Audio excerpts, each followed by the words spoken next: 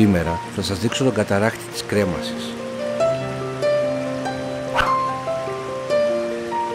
Βρίσκεται στην πλαγιά της Γκιώνας, σε υψόμετρο 900 μέτρων. Πολλοί από εσάς θα τον ξέρετε και ως καταράκτη της Θρόμης και μάλιστα βρίσκεται πολύ κοντά στο μόνιμο χωριό.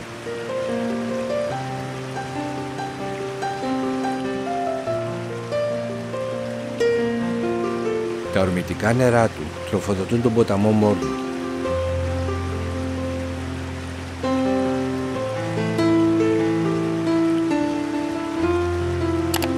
Μην ξεχάσετε να κάνετε subscribe στο κανάλι μου.